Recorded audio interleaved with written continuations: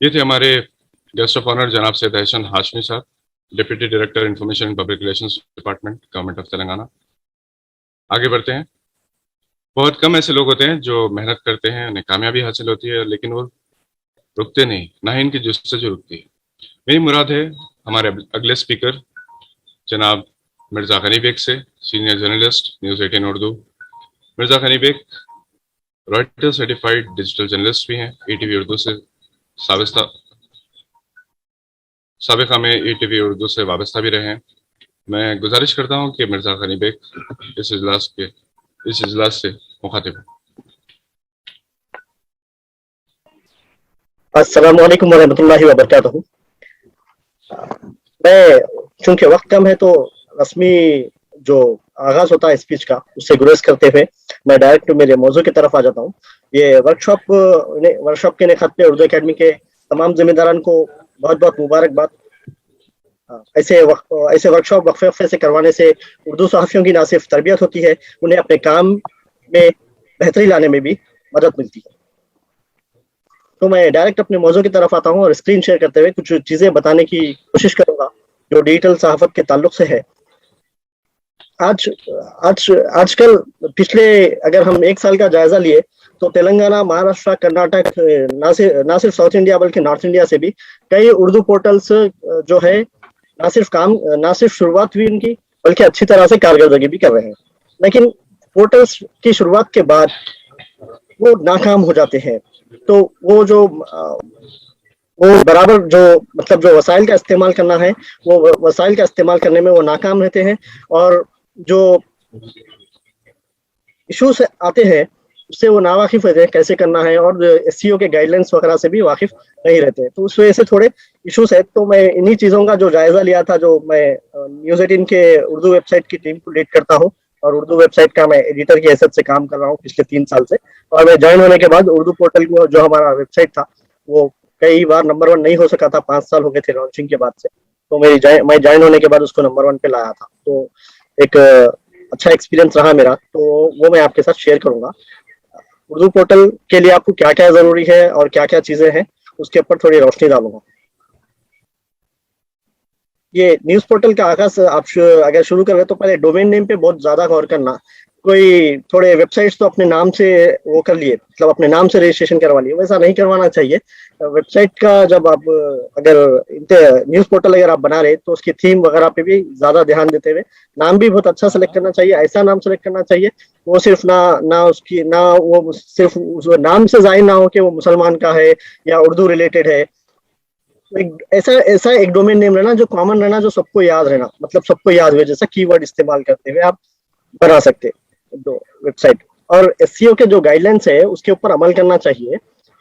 एक आर्टिकल लिखने के लिए 300 वर्ड्स का आर्टिकल होना जरूरी है। अगर 300 वर्ड्स का आर्टिकल नहीं है तो आपको जो है गूगल स्लॉट में आपके वेबसाइट के कंटेंट को जगह नहीं मिलती है। तो आपको ये ख्याल रखना चाहिए कि वो कंटेंट में कैसा जगह रखना, कंटेंट का इंतखाब कैसा करना, और कंटेंट का इंतखाब करने के बाद और 300 अल्फाज पे मुश्तमिल स्क्रिप्ट अगर रही तो आपके वेबसाइट को गूगल पे स्लॉट में जगह भी मिलती है और ट्रैफिक भी उस पर ज्यादा आती।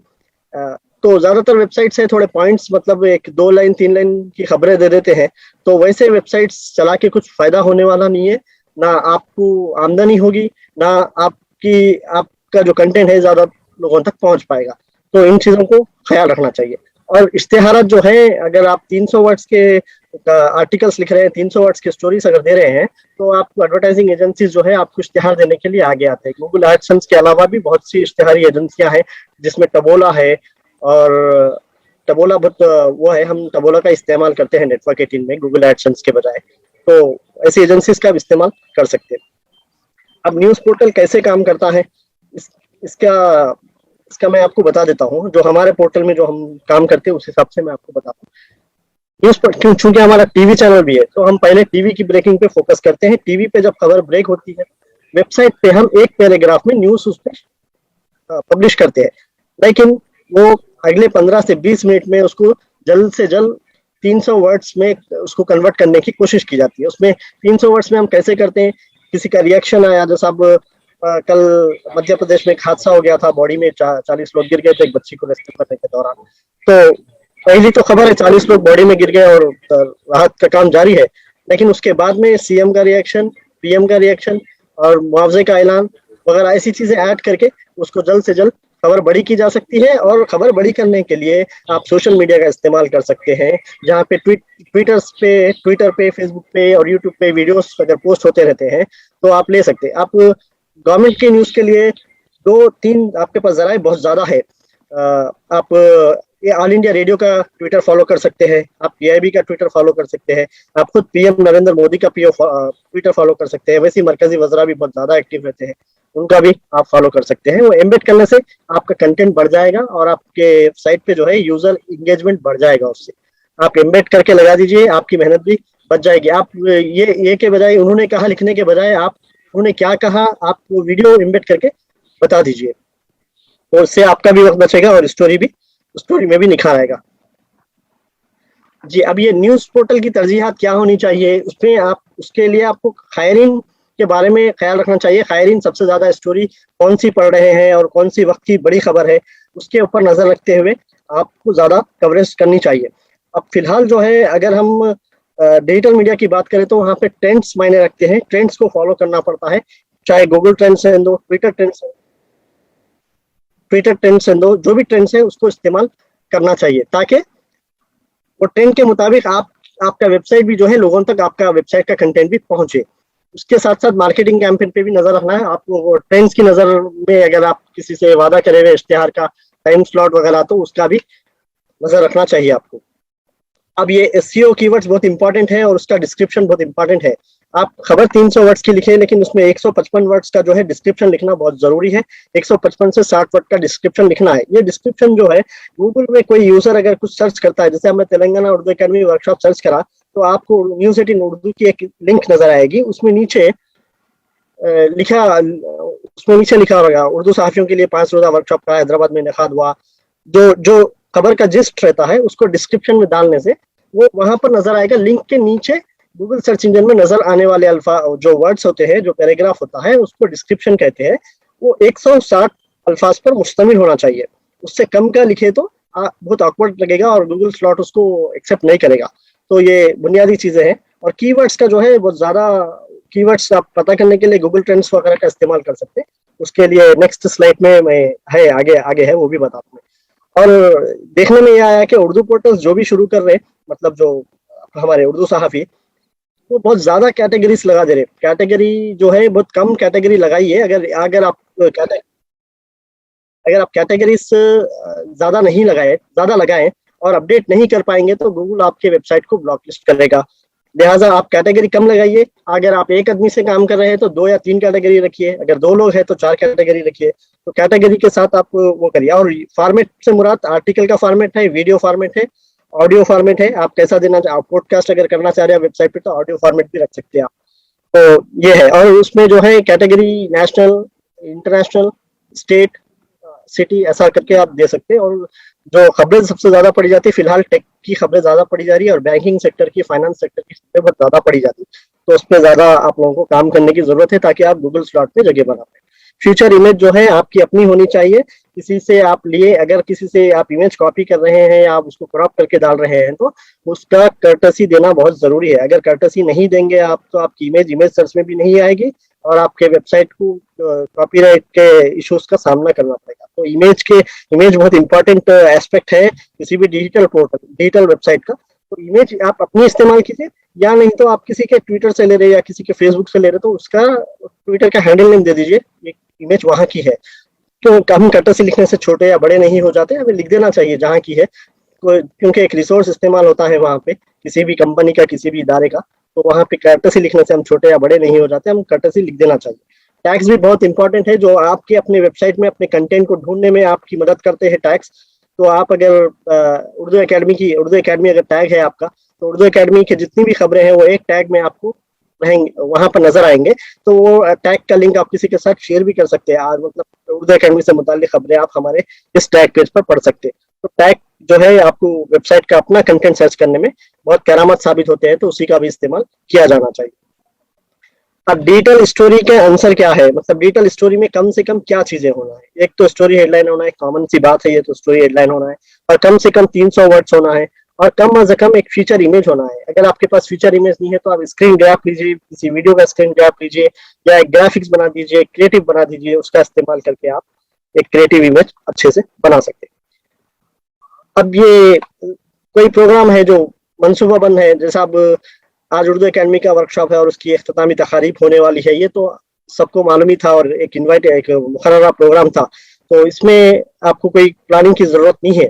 तो उसके लिए आप पहले से 300 अल्फाज पर मुश्तमिल एक स्टोरी रख सकते हैं, क्योंकि आज हैदराबाद में ऐसा उर्दू अकेडमी का वर्कशॉप जो है पिछले 5 रोजा जारी था। 5 रोजों की जो 5 रोजा से जो 5 दिनों से जो स्पीकर्स थे उन लोगों का जिक्र करते हुए आप एक स्टोरी पहले से रेडी रख सकते हैं कि आज इख्तितामी इजलास होने वाला है, हम उसका कवरेज देंगे। उसके बाद प्रोग्राम से पहले 18 और 24 घंटे पहले 300 अल्फाज का आर्टिकल है वो पब्लिश करना चाहिए किसी भी इवेंट से, खासकर बड़े इवेंट्स जो है, जैसे आप ओलंपिक शुरू होने वाला है, ओलंपिक शुरू होने से पहले अगर 18 और 24 घंटे पहले आपकी वेबसाइट पे अगर कंटेंट रहा तो गूगल स्लॉट पे आपको जगह मिलती। जी जी शहबाज भाई। धन्यवाद भाई, क्योंकि वक्त की कमी है, हम आपसे गुजारिश करते हैं कि आप हो गया खत्म कर देता अंदाज में हूँ, खत्म कर देता हूँ, ठीक है। तो ये और अगर आपके पास कोई इमरजेंसी आ गई, कोई ब्रेकिंग न्यूज आ गई, तो पहले 40 अल्फाज में उसको खबर पब्लिश कर देना, बाद में 250 वर्ड की स्क्रिप्ट आप डालना, तो गूगल में ये चीजें काम आती। कायरीन की पसंद का तयन कैसे हो, ये बहुत ही अहम सवाल होता है किसी भी डिजिटल मीडिया प्लेटफॉर्म के लिए, या कोई भी मीडिया रहने दो, या आपका प्रिंट मीडिया रहने दो, या टीवी रहने दो, या सोशल मीडिया पे रहने दो। आप कैसे पता करें कायरीन या जो यूअर्स है, आपके जो रीडर्स है, वो क्या पढ़ना चाहते हैं, क्या देखना चाहते हैं, आप उसका अंदाज़ा कैसे लगाएं। तो इसके लिए कुछ टूल्स है और उसके लिए बहुत मेहनत भी लगती है थोड़ी बहुत आपको करने के लिए। तो पहला प्लेटफॉर्म है गूगल एनालिटिक्स। गूगल एनालिटिक्स जो है ये आपको आपके वेबसाइट का कंटेंट जो है उसको यूज़र्स कैसे पढ़ रहे हैं, कौन से शहर से पढ़ रहे हैं, कहाँ से पढ़ रहे हैं, और कौन से प्लेटफॉर्म पर पढ़ रहे हैं, वो मोबाइल पर पढ़ रहे हैं या वेबसाइट पर पढ़ रहे हैं या वो किसी टैब पर पढ़ रहे हैं, इसकी जानकारी आपको रियल टाइम में भी देता है। और आप इसमें वीकली रिपोर्ट, मंथली रिपोर्ट और डेली बेसिस पे भी आप रिपोर्ट निकाल सकते हैं। इसका डाटा जो है 24 घंटे के बाद मतलब आज का डाटा अगर होना है तो आपको इसका कल मिलेगा डाटा। अगर आपको एक्यूरेट डाटा अगर चाहिए तो कल मिलेगा, लेकिन रियल टाइम में भी आपको अंदाज़ा हो जाता कि गूगल एनालिटिक्स के ज़रिए कि आपके वेबसाइट पे कौन सी स्टोरी ज़्यादा पढ़ी जा रही है और कौन सी नहीं पढ़ी जा रही है। इतना ही नहीं, उसमें ये भी पता चलता है कि गूगल एनालिटिक्स में आपके रीडर्स स्टोरी पे कितना वक्त वो सर्व कर रहे हैं और कितना वक्त वो स्टोरी पे आपके साइट से इंगेजमेंट आपके साइट पर गुजार रहे हैं और कौन से पेज पर गुजार रहे हैं, ये भी उससे पता चल सकता है आपको। आपकी स्टोरी अगर आप जो कंटेंट है आपकी स्टोरी का वो अगर 3 मिनट का है और आपके नाजरीन जो है 30 सेकंड में वापस चले जा रहे हैं, इसका मतलब ये है कि आपके नाजरीन को वो स्टोरी पसंद नहीं आ रही है। लेकिन वो जो है डिजिटल प्लेटफॉर्म्स पर वायरल मतलब आपको अवेलेबल है, तो गूगल के स्लॉट में अवेलेबल है और सोशल मीडिया पर नाजरीन को नज़र आ रही है, वो क्लिक कर वहाँ पर आ रहे हैं, लेकिन आपकी स्टोरी उतनी बेहतर नहीं है और वो चले जा रहे हैं। तो वो उसका अंदाज़ा गूगल एनालिटिक्स में बाउंस रेट से होता है। बाउंस रेट बताता है कि आपके नाजरीन आपके साइट पे कितने सेकंड रह रहे हैं और कितने सेकंड गुजारने के बाद वो चले जा रहे हैं। तो बेस्ट प्रैक्टिस में अगर देखा गया तो बाउंस रेट जो है कम से कम रहना चाहिए। अगर वो ज़्यादा हुआ तो इसका मतलब आपका कंटेंट नाजरीन को पसंद नहीं आ रहा है। गूगल एनालिटिक्स इसके अलावा UV/PV के बारे में भी बताता है। अगर आपके वेबसाइट्स पे फ़ोटो का इस्तेमाल है और आपके वेबसाइट्स पे जो है फ़ोटो गैलरी है, वीडियो गैलरी है, तो उसके व्यूज़ भी अलग-अलग तौर पर आप गूगल एनालिटिक्स में UTM कोड्स को बनाकर अपने कस्टम UTM कोड्स बनाने पड़ते हैं। गूगल एनालिटिक्स में किसी भी वेबसाइट का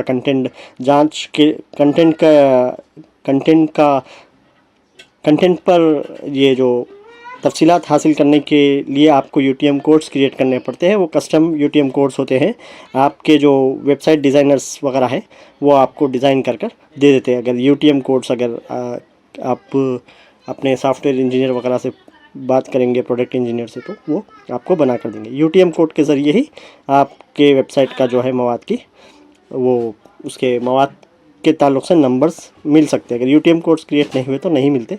गूगल एनालिटिक्स का जो है आपके वेबसाइट का एक जो मेल आईडी से आप डोमेन लिए थे उसी मेल आईडी से ये गूगल एनालिटिक्स को भी ऑपरेट कर सकते हैं आप। उससे रजिस्ट्रेशन करवाना पड़ता। गूगल एनालिटिक्स पेड सर्विसेज भी है और फ्री भी है। फ्री में थोड़े महदूद है उसके दायरे और पेड में थोड़ा आप उसको एक्सप्लोर कर सकते हैं। तो ये बात हुई गूगल एनालिटिक्स की। नेक्स्ट है क्राउडटैंगल। क्राउडटैंगल एक ऐसा प्लेटफॉर्म है और ये फेसबुक का प्लेटफॉर्म है। ये भी पेड सर्विस वाला प्लेटफॉर्म है, लेकिन इसमें आपको ऐसे पेजेस के बारे में दिखाया जाता है जो कंटेंट सोशल मीडिया पे वायरल हो रहा है, उसकी निशानदेही क्राउडटैंगल के ज़रिए बहुत आसानी से की जा सकती है। आप इसमें डैशबोर्ड बना कर रख सकते हैं। डैशबोर्ड जो है आपको रियल टाइम में ये इत्तला फराहम करेगा कि कौन सा कंटेंट कौन से मुल्क में कौन से शहर में ज़्यादा देखा जा रहा है और किस प्लेटफॉर्म पर देखा जा रहा है और वो पोस्ट किसने किया, कौन से हैंडल से वो पोस्ट किया गया, कौन से प्रोफाइल से कौन से पेज से वो पोस्ट किया गया, आपको क्राउडटैंगल के ज़रिए वो मालूम होगा। इतना ही नहीं, ऐसे पेजेस के बारे में भी आप मालूम कर पाएंगे क्राउडटैंगल से जिसके आप एडमिन नहीं हो। यानी अब अगर हम बात करें, अगर आपके पास क्राउडटैंगल का एक्सेस है और आप क्राउडटैंगल की सब्सक्रिप्शन लिए हुए हैं तो आप घर बैठे बैठे BBC, इंडिपेंडेंट उर्दू, जियो न्यूज़ और दीगर दूसरे जो भी इदारे हैं जिसका भी आप नाम वहाँ पर टाइप करेंगे उनके कंटेंट की परफॉर्मेंस रिपोर्ट आपके सामने होगी।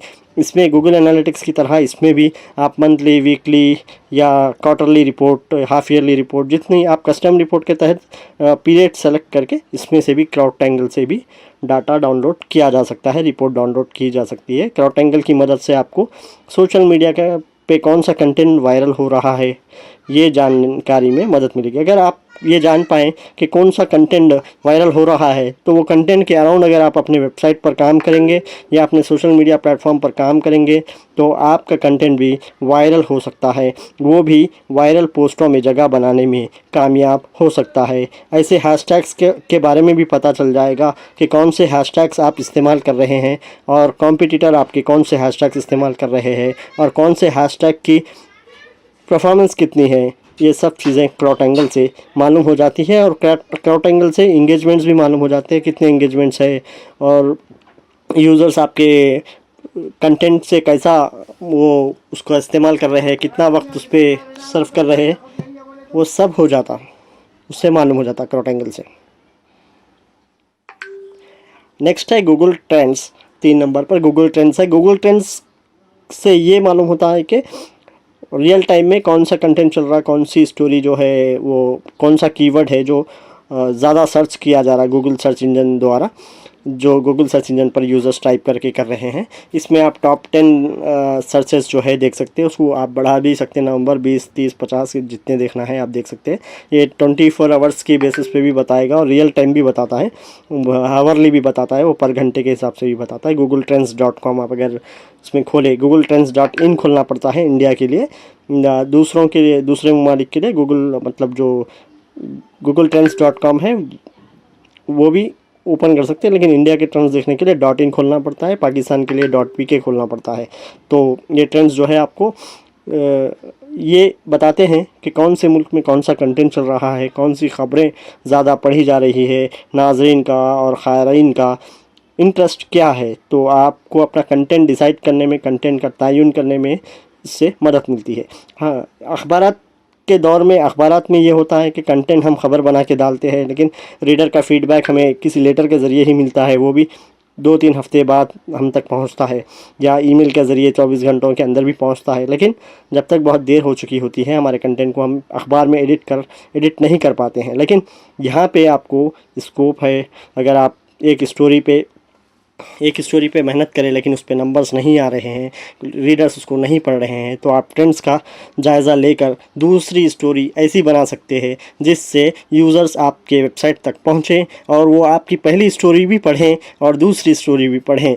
आप रीडर्स तक पहुँचने के लिए ट्रेंड्स का इस्तेमाल कर सकते हैं। ट्रेंड्स जो है आपका कंटेंट लोगों तक पहुँचाते हैं, तो ट्रेंड्स को फॉलो करना ज़रूरी है। जो ज़्यादा सर्च जो ज़्यादा सर्च वाले कीवर्ड है उसके अराउंड आप कंटेंट क्रिएट करेंगे तो आपके वेबसाइट पे ऑर्गेनिक ट्रैफिक बढ़ जाएगी, जिससे आप जो एडवर्टाइज़र्स है उनकी तवज्जो भी आपकी जानिब बढ़ जाएगी।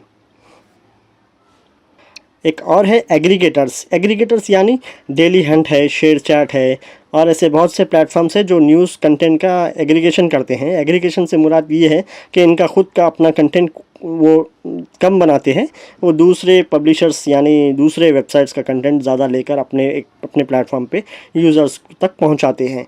अब डेली हंट जो है इंडिया का सबसे बड़े पब्लिशर्स में से है, जहां पे आपको तकरीबन हर ज़बान का अखबार मिलेगा और तकरीबन हर ज़बान का हर अखबार वहाँ पर अवेलेबल है। और ऐसे भी वेबसाइट्स अवेलेबल है जो न्यूली लॉन्च होते हैं, वो भी डेली हंट के साथ एग्रीगेशन हो जाता है उनका। डेली हंट की टीम अच्छा काम कर रही है। डेली हंट पे आपको, अगर आप डेली हंट के यूज़र है तो आपको पता होगा कि आप एक ही प्लेटफॉर्म पर कई वेबसाइट्स और कई अखबार का मुताला कर पाएंगे। तो ऐसे में आपका कंटेंट ऐसे एग्रीगेटर्स तक भी पहुंचना बहुत इम्पॉर्टेंट होता है। तो ये कंटेंट ये एग्रीगेटर्स तक पहुंचाए कैसा, तो आप इनके वेबसाइट पे जाइए, वहाँ पे कॉन्टैक्ट डिटेल्स रहते हैं, वहाँ से बात कीजिए। उनके कुछ टेक्निकल रिक्वायरमेंट्स रहते हैं, वो फुलफ़िल करना पड़ेगा आपको।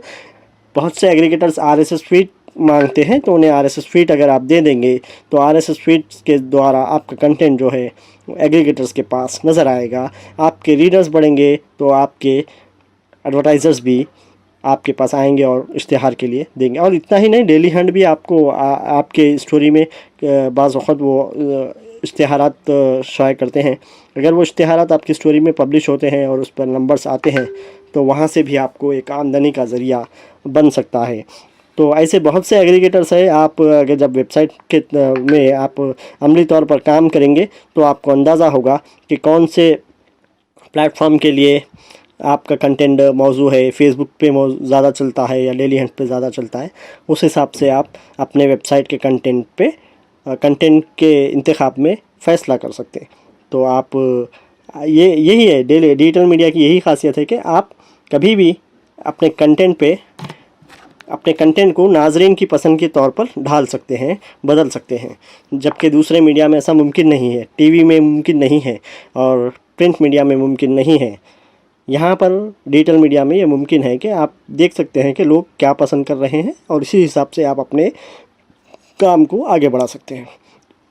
ये तो बात हो गई। अब आगे है हमारे मकासद क्या होने चाहिए। ये सब करने के बाद हमारे मकासद क्या होने चाहिए। हमारे मकासद यही है कि आपका मौजू जो है, आप जो भी मौजू का इंतखाब करें उस पर क्लियर होना चाहिए। आप बिल्कुल वाज़े तौर पे आप बयान करना चाहिए।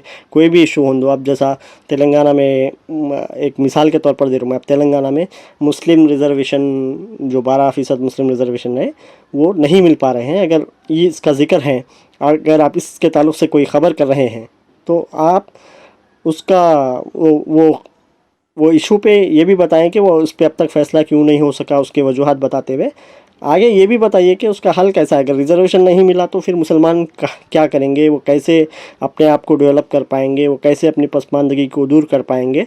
ये सब चीज़ें आप शामिल करनी चाहिए ताकि एक मौजू पे इन डेप्थ आर्टिकल नाजरीन तक पहुँचे। और या अगर आप वीडियो फॉर्मेट में बना रहे तो एक अच्छा वीडियो आपका एक एक्सप्लेनर टाइप बन जाए कि नाजरीन को आपके वीडियो के फर्स्ट 1 सेकंड से लास्ट के आप जितने भी मिनट का बना रहे वो आखिरी सेकंड तक उन लोगों को ये समझने आ जाए कि ये इशू क्या है, आगे क्या होने वाला है, माजी में क्या हुआ है और आगे क्या हो सकता है। ये सब उसमें आपको वाज़े तौर पर बयान करना चाहिए। और सेकेंड मकसद यही होना चाहिए कि क्योंकि डिजिटल मीडिया में ये है कि क़ैद नहीं है ना। पहले था कारी के पास कि हैदराबाद के अखबार लोग हैदराबाद के ही अखबार पढ़ते थे, बाहर का अखबार नहीं पढ़ पाते थे, वो पहुंच भी नहीं पाते थे अखबार। तो लोगों के पास ऑप्शन नहीं था कि हम सियासत के बजाय हम सहारा पढ़ेंगे, सियासत के बजाय हम इनकलाब पढ़ेंगे। ऑप्शन लोगों के पास नहीं था पहले। लेकिन अब डिजिटल मीडिया में ये ऑप्शन है कि अगर आपके पास कंटेंट नहीं मिला तो गूगल सर्च इंजन पर एक सर्च करने पर उसको यूज़र को कई आर्टिकल्स कई दूसरे वेबसाइटों से मिल जाएंगे। ना सिर्फ उर्दू के मिलेंगे बल्कि तेलुगु, इंग्लिश और हिंदी वगैरह के भी मिलेंगे। तो उसमें जो है आपको ये यकीनी बनाना है कि गूगल सर्च इंजन में जो भी नाजरीन जो भी यूज़र सर्च करे उसका कंटेंट आपका भी कंटेंट उसकी ज़रूरत का हो, ताकि वो आपके वेबसाइट पर विज़िट करें। तो ये हमारा मकसद यही होना चाहिए कि हम हर मुकाबले के लिए तैयार रहना। कभी भी कोई भी खबर आने दीजिए, या कीवर्ड्स के हिसाब से काम करते हुए हम हमारे वेबसाइट्स को 24 आवर्स में टॉप स्लॉट में या रख सकते हैं। उससे ऑर्गेनिक ट्रैफिक बढ़ने पर आपकी रैंकिंग भी बढ़ेगी। तो गूगल टॉप स्लॉट में जगह कैसे बनाना, यही हमारा मकसद होना चाहिए। गूगल के टॉप स्लॉट में अगर हम जगह बना पाएंगे तो हम कामयाब भी होंगे, और हमारी आमदनी में भी इजाफा होगा, हमारी वेबसाइट लोगों को राग़िब करेगी, और हमारी वेबसाइट भी डेवलप होगी और हम भी डेवलप हो पाएंगे। तो बस आज के प्रेजेंटेशन में इतना ही था। तो आप सबका बहुत बहुत शुक्रिया मुझे मौका देने के लिए और सुनने के लिए। जज़ाकल्लाह खैर। खुदा हाफिज़। शुक्रिया अली भाई। ये थे फॉर्मर ATV उर्दू के सीनियर जर्नलिस्ट और न्यूज़ 18 उर्दू से वाबस्ता सीनियर सहाफ़ी जनाब मिर्ज़ा गनी बेग।